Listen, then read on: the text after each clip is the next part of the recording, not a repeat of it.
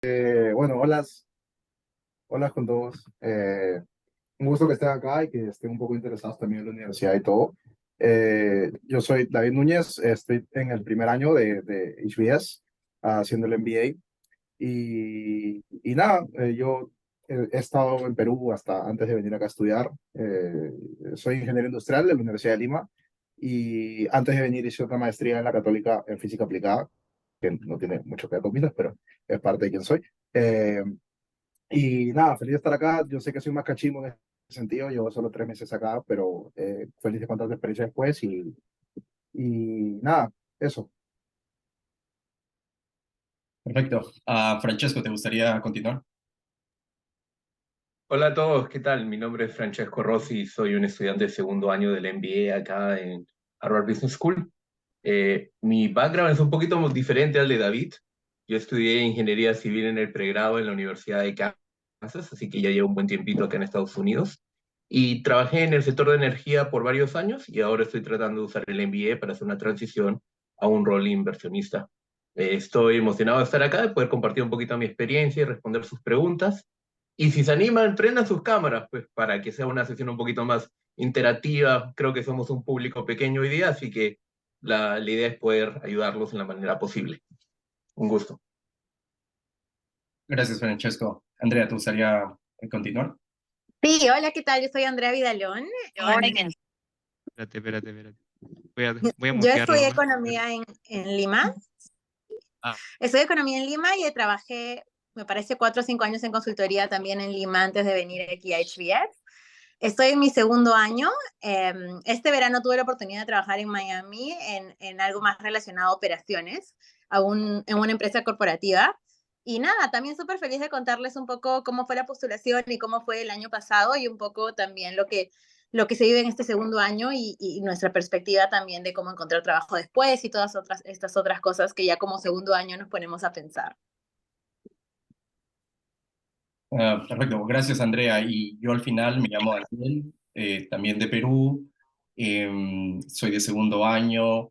Antes de venir a HBS estaba en China por varios años, pero sí, trabajé en el Perú por casi 22 años.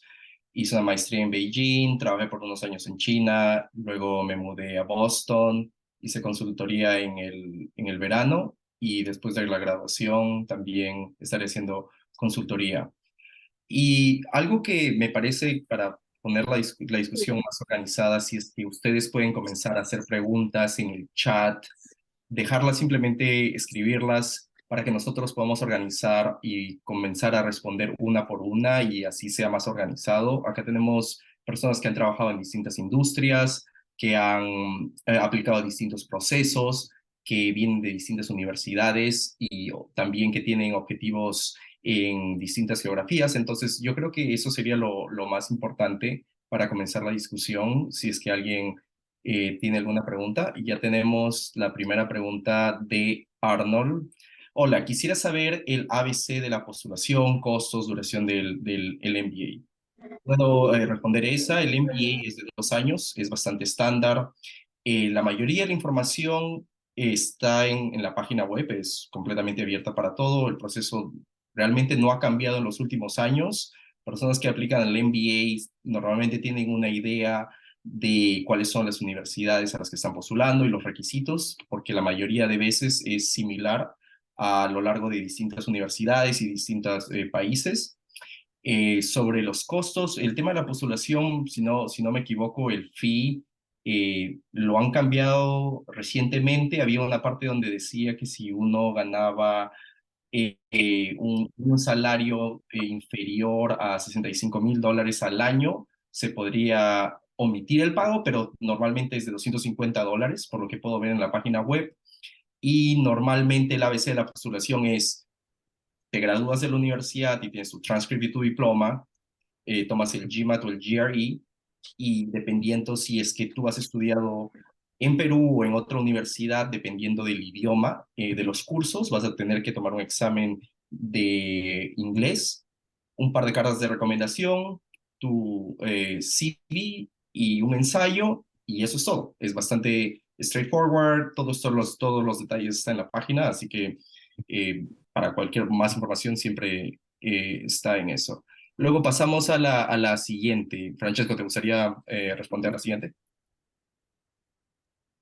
Sí, por supuesto. Un par de preguntas generales, si se puede compartir la grabación, etcétera. Tengo entendido que Daniel estás grabando esta presentación y se va a compartir el link hacia el final. Lo que sí quisiéramos hacer hoy día es, algunas de estas preguntas son un poquito bien generales y creo que fácilmente se pueden responder asistiendo a la página de admisiones de HBS y también en muchos casos las páginas de admisiones de otras universidades. Igual vamos a tratar de presentar una perspectiva general, pero la idea es poder compartir experiencias un poquito más personales para que sean de un poco mayor valor para todos. Quizás en ese sentido me gustaría responder un poco la pregunta de, de Hugo Deudor, que hace referencia a si utilizamos el MBA para hacer un career change. Y en ese sentido, el career change es una de las razones principales por la que muchos de nosotros buscamos hacer un MBA. A veces pasa que nosotros ya llevamos varios años en una industria y no sabemos necesariamente cómo cambiar. Entonces, por ejemplo, uno de los cambios más típicos es hay gente que trabaja en sector de consumo masivo y luego quiere ir a hacer consultoría, o por ejemplo, alguien que trabaja en un rol propiamente de ingeniería y luego quiere ir a un rol un poco más financiero, utilizaría el MBA para ese motivo. Y ese, por ejemplo, es mi caso. Yo estuve trabajando bastante años como consultor en el sector energético y me gustaría usar el MBA para poder trabajar como inversionista una vez que me gradúe. Perfecto. David, ¿te gustaría continuar con la siguiente? Dale, algunas que sí pueden salir más rápido. Sí, la maestría de HBS sí es a tiempo completo. Normalmente lo que haces es estás acá en la universidad durante esos 2 años. Como suele ser la estructura del programa, después podemos hablar de fechas de admisiones, pero principalmente vienes acá desde agosto. Para los que somos de primer año, vienes acá desde agosto, estás un año completo estudiando hasta más o menos el mes de mayo, tienes un hueco en diciembre de fiestas entre un ciclo y el otro. Y después de eso, normalmente hay un internship o unas prácticas que te requiere la universidad, que ya vas buscando sobre eso, también podemos hablar de eso después.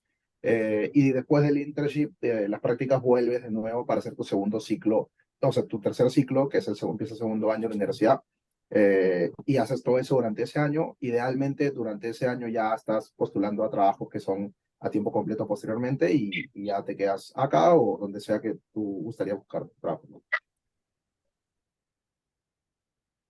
Perfecto. Andrea, ¿te gustaría continuar con la siguiente? Sí, creo que de repente puedo contar un poquito el proceso de postulación y abarco un par de preguntas sobre el GMAT y sobre las entrevistas y eso.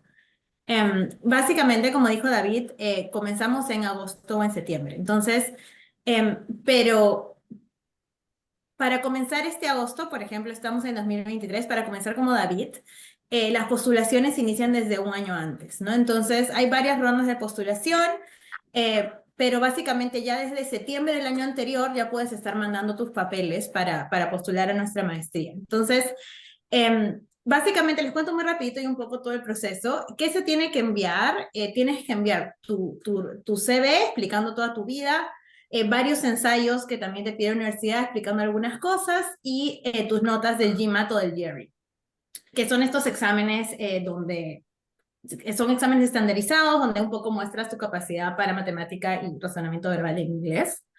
Entonces, eso es lo que tú le das a la universidad y con eso te van a evaluar. Ahí había una pregunta que decía, ¿tienes que ser business? No necesariamente, hay gente que tiene de distintos backgrounds, pero sí todos tenemos estos exámenes que un poco les permiten a ellos evaluar como, ah, ya, estas son las notas de todos, a pesar de que yo pueda tener un pregrado en economía y alguien un pregrado en filosofía, digamos. Pero para tú tener eso listo, envías eso, luego de 2 meses o un mes después tienes una entrevista y luego te dicen si entraste o no.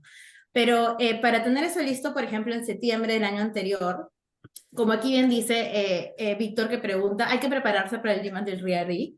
Luego todos podemos, si de repente ir contando un poco cómo fue el proceso. En mi caso, para dar estos exámenes me preparé más o menos como 3 meses antes de dar el GMAT y el IELTS.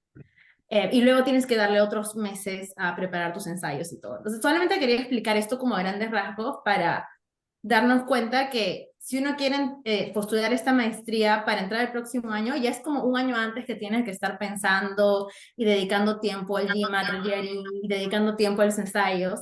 Entonces es algo un poquito que hay que planear a largo plazo. Pero no sé si con eso cubrí algunas de las preguntas, Dani.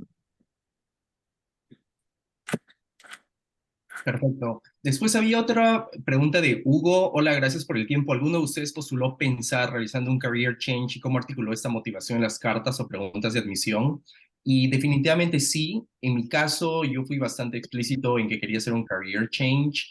Cuando yo estuve haciendo la postulación de Harvard, hay unas preguntas que te van a decir cuáles son tus post-MBA career goals, dónde te gustaría hacer tu práctica, y tú rellenas esos datos y también esto se puede estar de una o de otra forma en los ensayos. Hay unos espacios donde ustedes van a poder decir pues, cuáles son sus motivaciones para una particular industria, para una particular carrera, y en base a eso ustedes van a poder saber, más que todo, saber qué es lo que van a tener que poner, pero si es que está bien articulado, está claro y ustedes demuestran los motivos por los cuales les gustaría hacer el career change, es completamente posible y esto es algo que puede estar en la aplicación.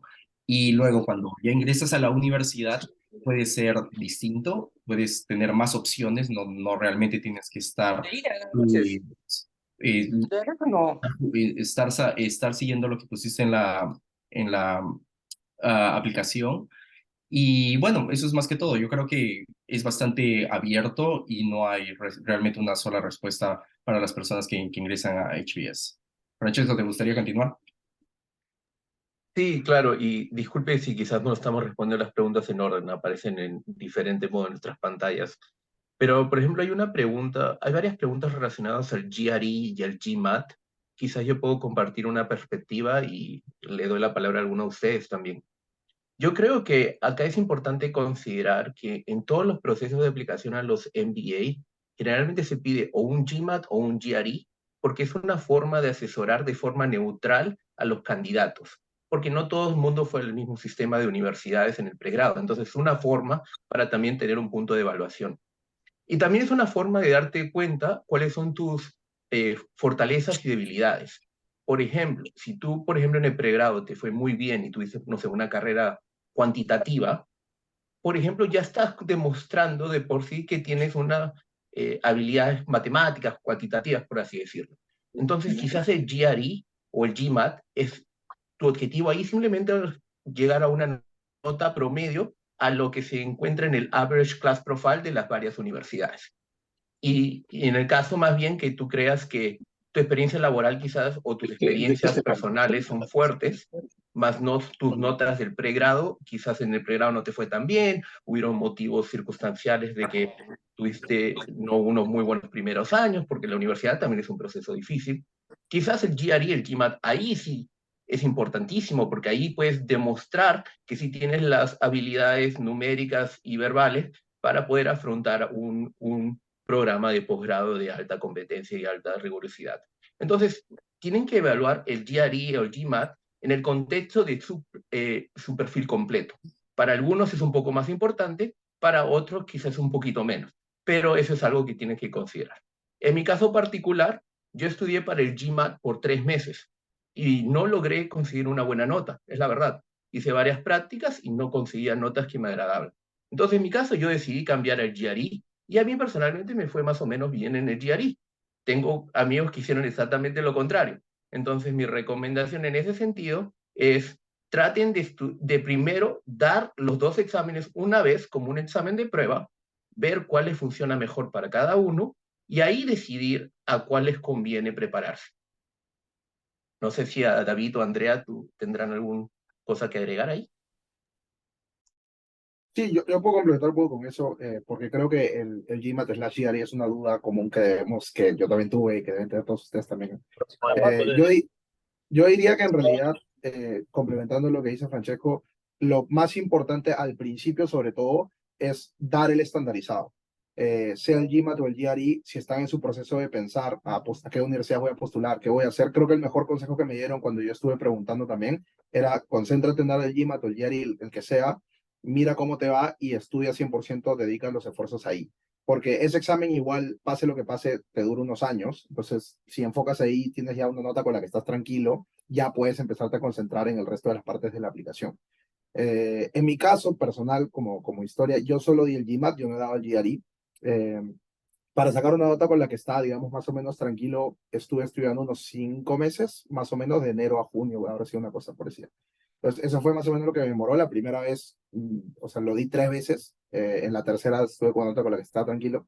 Pero, y esto es importante que lo sepan igual si no lo han pensado, si ustedes entran a la página de HBS, van a ver, hay una parte del Class Profile donde está el perfil de nosotros, está ahí el promedio del GMAT y toda esa información. Entonces, si ven eso, primero no se asusten, porque el promedio del GMAT está skewed, o está un poco más tirado hacia arriba, porque HBS tienen conciencia de diferentes demografías.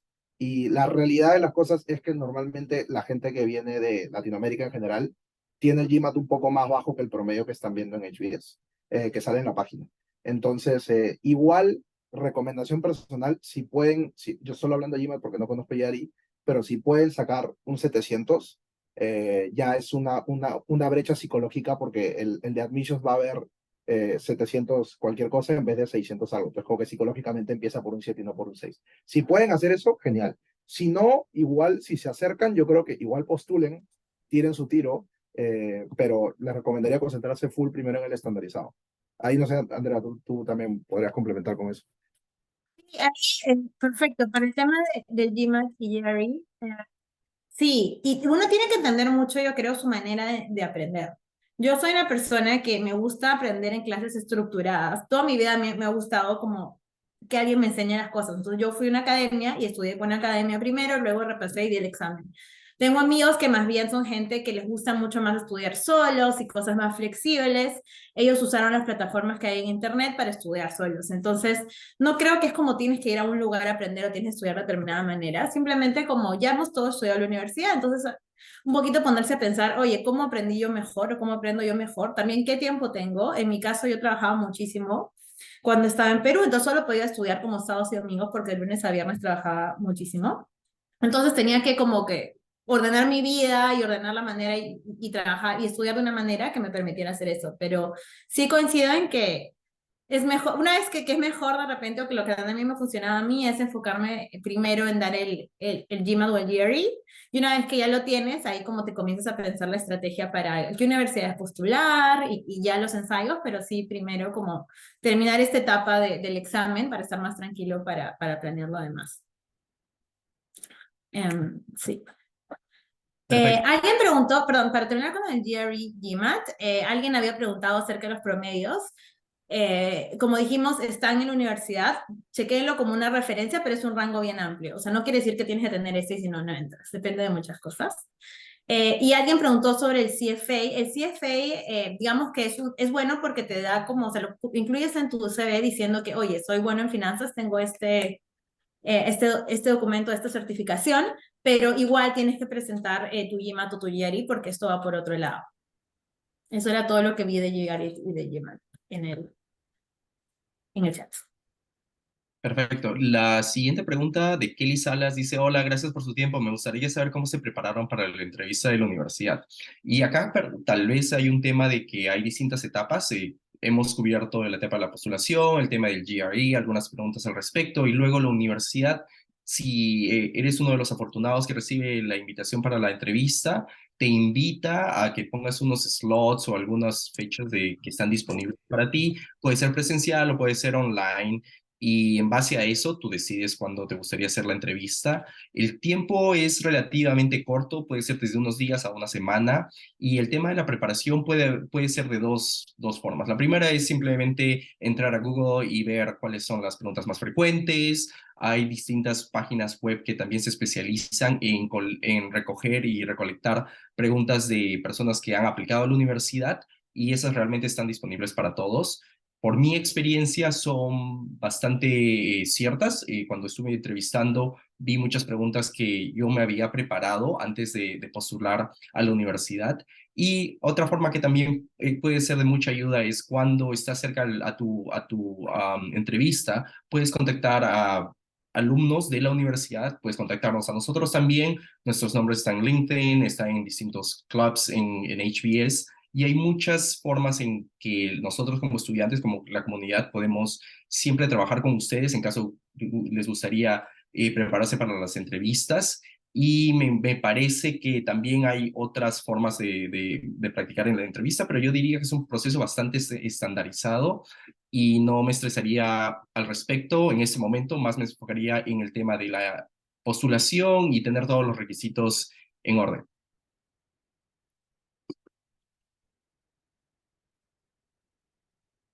Francesco, ¿te gustaría continuar?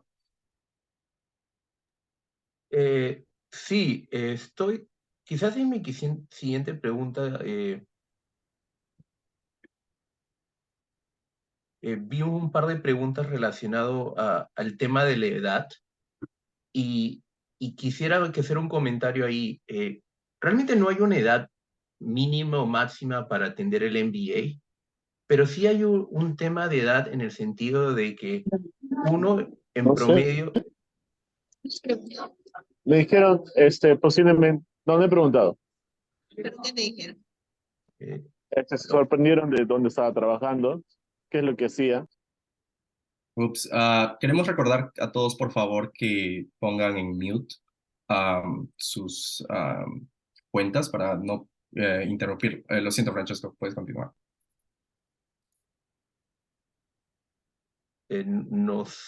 Ok, tuve un problema técnico, disculpen.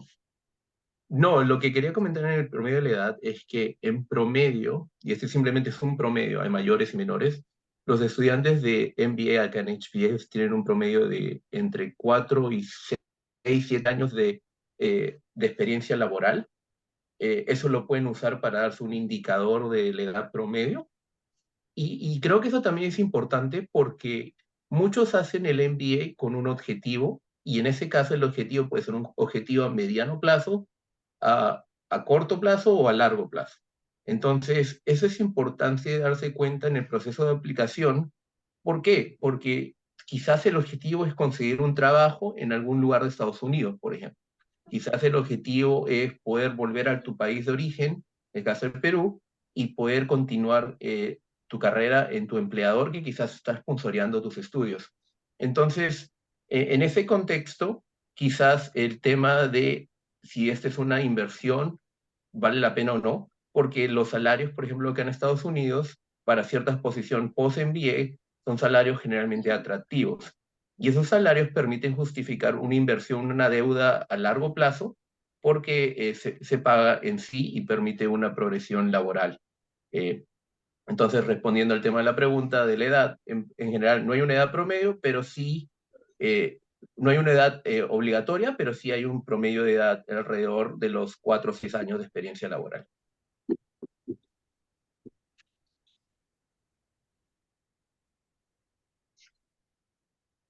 Perfecto. David, ¿te gustaría continuar con la Sí, siguiente? quiero, o sea, hay varias preguntas también que he visto sobre el examen de inglés. En principio, y lo respondí más o menos por los comentarios, pero ya cuando estás haciendo el GMAT de por sí o el GRE de por sí vas a estar viendo inglés todo el rato. Entonces yo sí recomendaría hacer eso primero y terminado eso, puedes dar tu examen de inglés. Esto no aplica para todas las universidades, pero datazo para el que no sabe. Yo para entrar a HBS, yo di el examen de Duolingo. O sea, lo puedes dar, es el Duolingo English Test, dura 30 minutos. O sea, es la mejor cosa que he hecho en mi vida, dura 30 minutos, no tienes que estar 2 horas para haciendo el TOEFL. Y HBS lo aceptan, no sé qué otras lo acepten porque entiendo que están viendo varias universidades. Andrés no se lo cree, pero sí, o sea, fue lo mejor que me ha pasado. Entonces, o sea, si están pensando en HBS, lo pueden hacer eso para no tener que concentrarse. No es muy difícil, la verdad. No me creí lo diferente que era. Entonces, eso se los recomiendo, pero si no, hay varios exámenes de inglés que HBS acepta.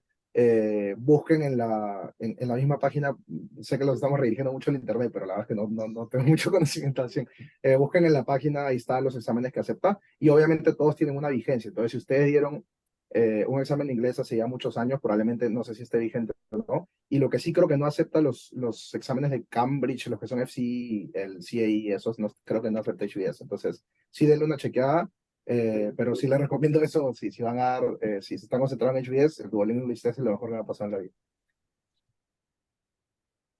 Yo creo que lo mejor que te pasó en la vida es que te admiten a HBS, David, pero bueno. Eh, sí, siguiente, las otras preguntas que vi fueron a favor sobre el financiamiento o las scholarships o las becas.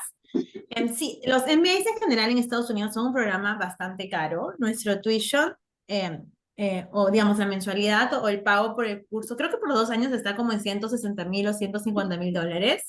Y sobre eso tienes que poner más dinero porque tienes que vivir aquí, pagar la comida y el housing y todo esto.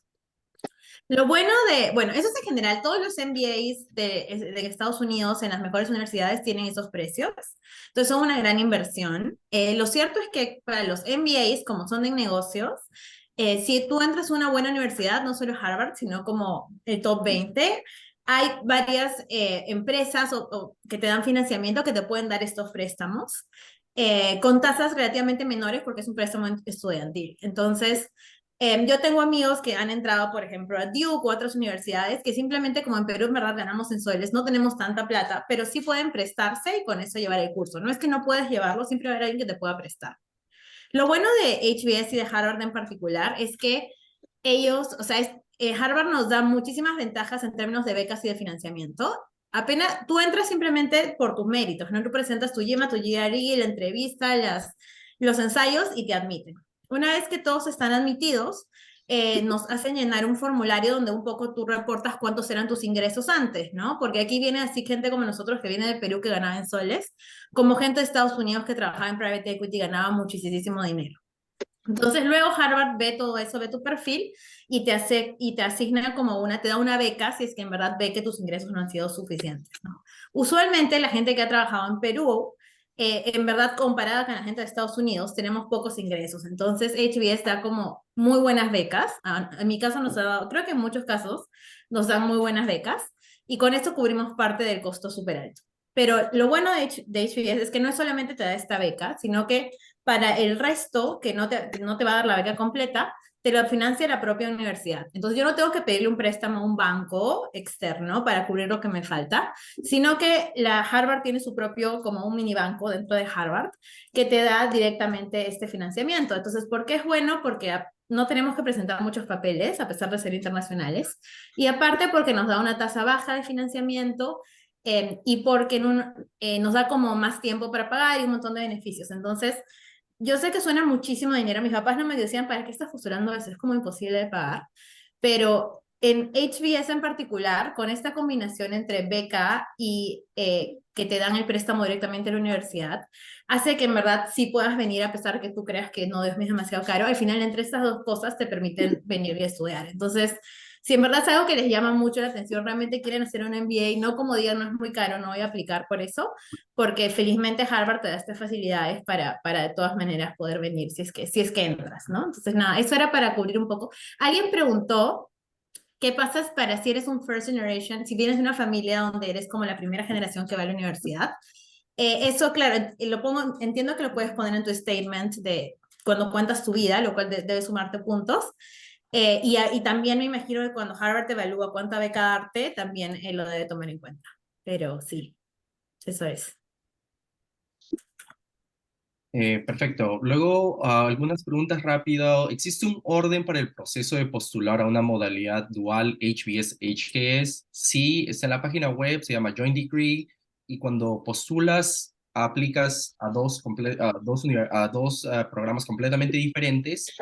Va a haber una sección donde uno tiene que marcar y decir que también estás postulando a Kennedy School, más detalles sobre la maestría que estás interesado, y me parece que hay un requisito adicional que es un ensayo donde explicas por qué te gustaría hacer un MBA o una maestría en políticas públicas o en administración pública. La siguiente es, ¿existe un límite de edad para postular al MBA? Me parece que no, pero las fechas, las edades promedios aparecen en los perfiles. Me parece que eso David, Francesco y Andrea lo mencionaron anteriormente. Y bueno, continuamos con la siguiente.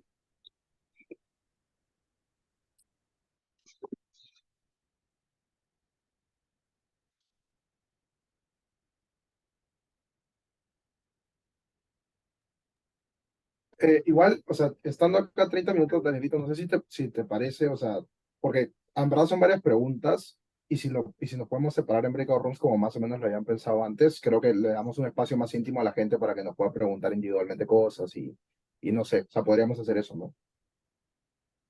Perfecto, voy a hacer eso también, voy a estar seguro que las personas se puedan unir y nos vamos a breakout rooms.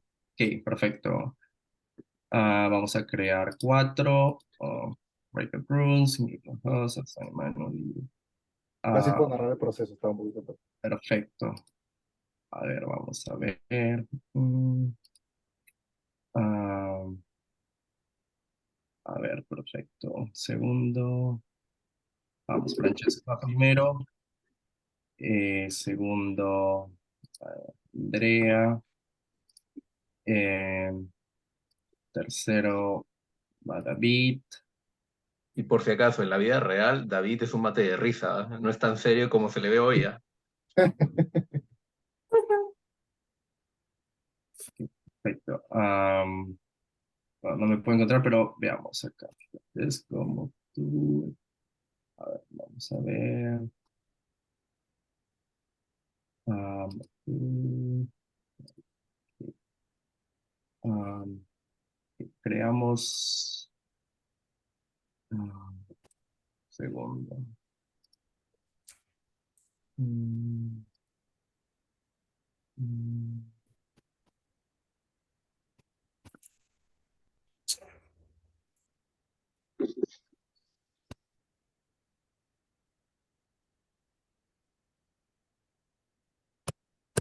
Creo que lo óptimo también podría ser, vamos resolviendo algunas preguntas mientras Ya, que ya, voy haciendo. Tranquilo. hacemos. Ok. A ver, de lo que han puesto, no sé. Ya, sí, o sea, el MBA part-time o full-time depende mucho de qué es lo que quieras sacar. Si es, o sea, el MBA part-time, si vas a estar acá, realmente sería que tienes trabajo. Normalmente lo hace la gente un poco más executive y que está, o sea, con un poco más de años de experiencia, viene acá, está trabajando y a la vez hace como que los fines de semana. HBS, la última vez que, corríjame si me equivoco, pero HBS que yo sepa no tiene un MBA que es part-time, solo tiene versiones full-time, entonces si les interesa hacerlo part-time de alguna forma, busquen, hay miles de escuelas muy buenas que tienen esto.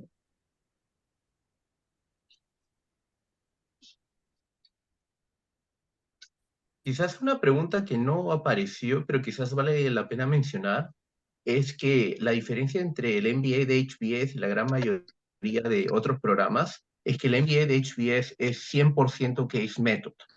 ¿Qué significa esto? Que cada clase es propiamente una discusión. Antes de cada clase uno recibe como que un cuadernillo, un libreto de entre 15 a 30 páginas que incluye un caso, una discusión sobre una decisión que llevó una empresa o una persona en particular, y en cada clase se discute ese tema. Entonces tú aprendes de tus compañeros, de las experiencias de los otros, porque discuten varias perspectivas. Entonces puede ser el caso de que estás hablando un tema de marketing propiamente.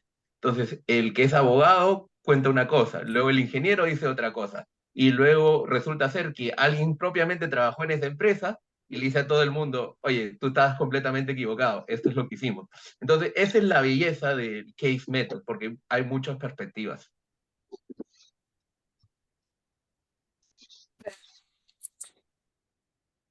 Otras preguntas.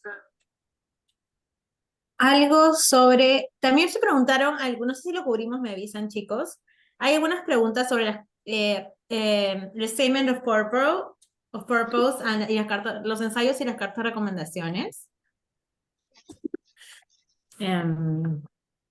Básicamente, el ensayo que te piden es uno donde explicas un poco por qué quieres hacer un MBA, por qué quieres que sea en HBS y cosas que son importantes para ti. Van a darse cuenta que ese tipo de preguntas son estándar en la mayoría de universidades que si estás postulando a un MBA en 4 o 5 universidades, siempre te preguntan un poco, cuéntanos algo de ti, qué hiciste en el pasado y qué quieres hacer ahora, por qué te gusta nuestra universidad y este tipo de cosas. Entonces, eso básicamente de eso se tratan los ensayos. Lo cierto es que puede parecer fácil porque dices, bueno, es tu vida, pero en realidad para hacer un muy buen ensayo tienes que ponerte a reflexionar bien, como pensar, ok, ¿qué he hecho antes y qué realmente quiero hacer después con mi carrera profesional? Identificar un poco, oye, yo creo que soy buena en esto y quiero hacer esto, eso es lo que más me importa. Entonces sí requiere un poco de reflexión. Lo que yo hice fue que imprimí mi CV hasta el momento que decía todo lo que había hecho desde la universidad, me puse a leerlo y me puse a pensar, ya, ¿por qué hice todo esto? O sea, ¿qué me motivó a hacer estas 10 cosas extrañas? Y ahí comencé como a decir, ah, creo que eso es lo que más me gusta, creo que por ahí voy. Y un poco con eso es que vas armando tu ensayo.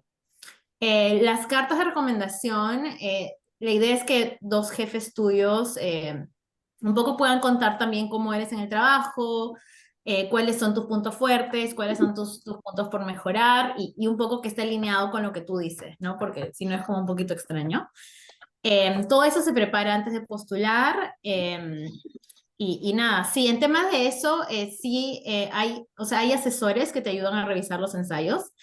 Hay distintos tipos de asesores, hay asesores que simplemente son más de revisarte en inglés, que tú les mandas las cartas hechas y se las das y él te las revisa para que el inglés esté bien. Hay asesores que toman un enfoque más como integral, que te ayudan desde el inicio, como, no sé, a pensar a qué universidad postular o qué poner en tu ensayo. Entonces, eso es también otro tipo de asesores que hay en el mercado, ¿no? Entonces, cada uno básicamente tiene que buscar lo que le funcione y también simplemente puedes hacerlos tú solo también. Pero básicamente esa es la otra parte del proceso de postulación que hablamos, como tener el GMAT, el GRE y luego te preparar estos otros documentos para enviar también. Perfecto. Y ahora vamos a pasar a la siguiente fase donde vamos a crear grupos de 25, 26 personas. Va a haber breakout rooms, entonces va a ser un espacio donde ustedes van a poder interactuar con nosotros y tal vez si quieren hacer más preguntas de las que no han sido respondido antes. Vamos a movernos ahora todos. Vamos a ver si funciona. Perfecto. Ajá. Tienen que... Sí, dámelo bueno.